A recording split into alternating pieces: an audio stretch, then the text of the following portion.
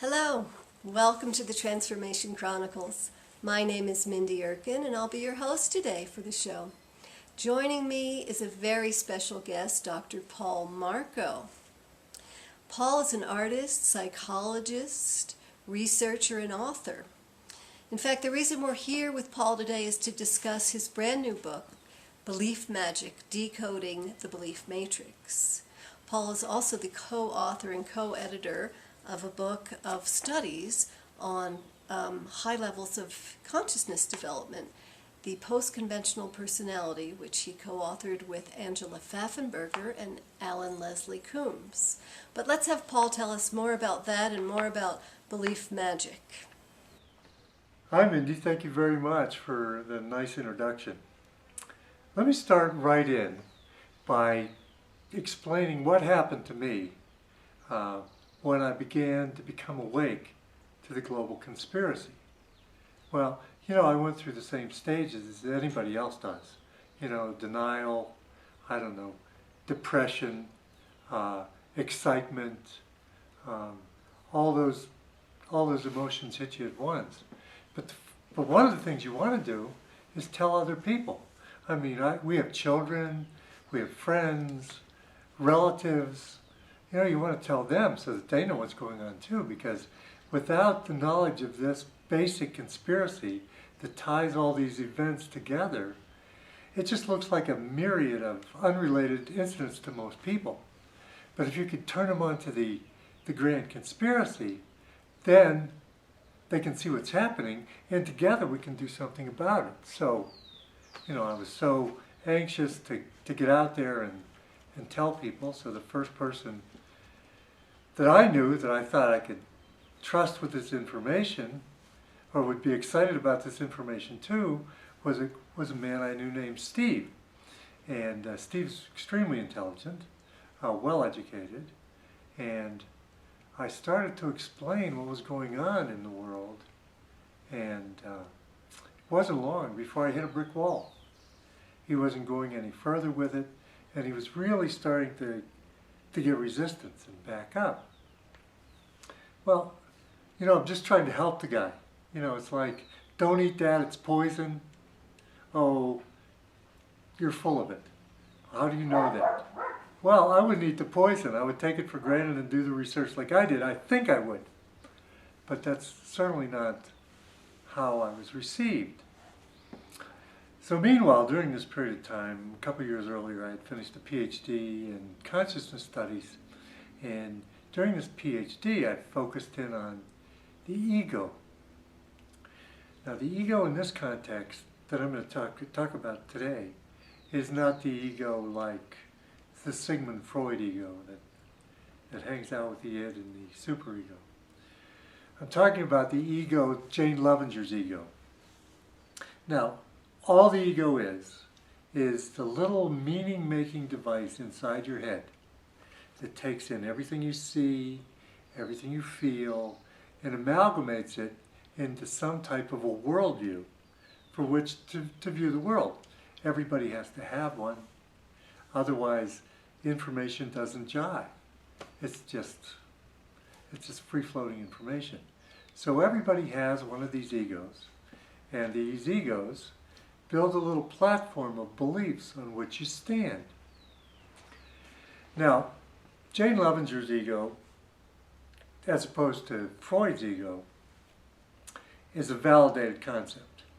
Jane Lovinger, it's a validated concept that actually comes with a reliable instrument for finding out where, in what range does a particular ego's worldview come into.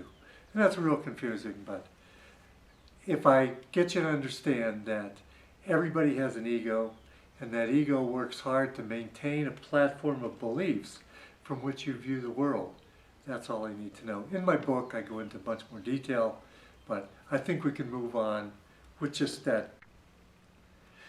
The ego, it seems, it's like a fortress around the belief wardrobe. I call it belief wardrobe. It's your collection of beliefs that are all around you.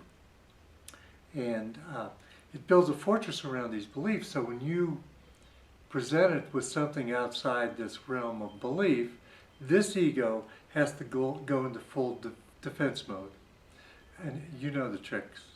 They'll discredit your source, they'll discredit you, they'll nitpick.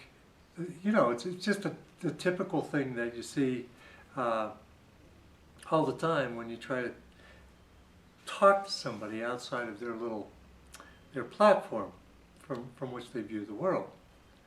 Now, these platforms will be defended even to death. Matter of fact, I would say that most people die because of their beliefs. Most people believe that because of their belief perhaps in the medical system, perhaps not in the medical system, their belief in right and wrong, criminal justice system, what constitutes a cancer cure, what do I stand for, what should I fight, what should I believe. These are all beliefs. They're like little actions that your belief wardrobe, guarded by your ego, directs and sends you out to fight that cause.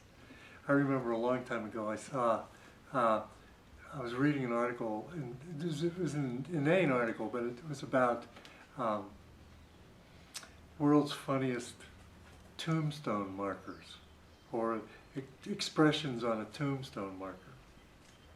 And the one I remember was, I told you I was sick.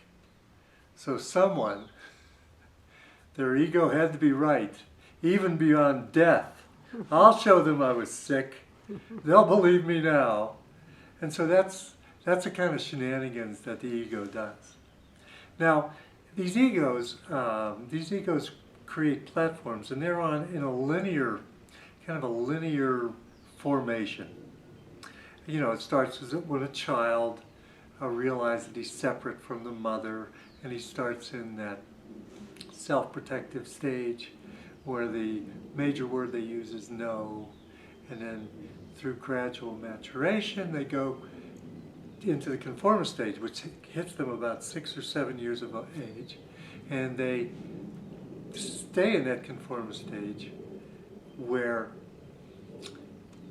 they're very much black and white thinkers. Good is good, bad is bad. Girls act this way, boys act this way. They develop kind of a reverence for authority, and they can be influenced by authority without punishment, as was necessary in the stage below. Well, there's a lot of these stages as measured by Lovinger's model, and actually there are stages identified 6 levels above this conformist stage, but the stage that most people stay in is the stage right above the conformist stage. That's the mean and the mode of all these levels. So most people, when they get an idea and their platform's built, that ego wants to stay on that level. And here's another strange aspect. The ego, you'd think that, well, you can understand the ego being confronted by another ego that's on a platform stay a little below theirs. Well, this ego is going to say, I've been there, done that. You know, I have a much more complex realization of what the world is. This is too simplistic. But you'd think that this ego would yield to the opinions of an ego that's a tad higher. But no, this ego is going to say, oh man, that guy, he must have a whole closet full of tinfoil hats.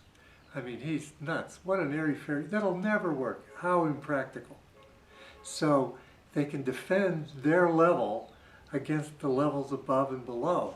So it's a real tough thing to break through. And what we're trying to do is break through it with information that isn't a little outside of their box. It's way outside their box. I mean, some of this information, if you really understand the conspiracy, and I'm sure most people, if you've gotten this far in this video, do, realize that it's really deep, and it shatters more of your held beliefs every day. You have to really hold your belief lightly. So the ego will defend its position against all odds. And it uses tactics that most people are unaware of. One is it can use cognitive dissonance. Now this is a strange thing that it does. It protects your worldview from conflicting information by holding it separately, kind of in a glass bubble off to the left, so that it can't be integrated to make your worldview more comprehensive. Because it's afraid, the ego is afraid, the ego is afraid that this would shatter everything. It would change. So I'm going to keep it out here. Sometimes when people experience a near-death experience, where everything that happens to them is so outside their realm of five-sense reality that sometimes the ego won't let that information in for years. It'll hold it in cognitive dissonance. So the ego, in order to maintain its worldview, will do all kind of tricks. It always is doing self-justification. Every time there's even a thought of an error or a thought of being wrong, it'll go back and the ego will rewrite history. It'll change your memory to justify what's going on now. It's really a devious little thing.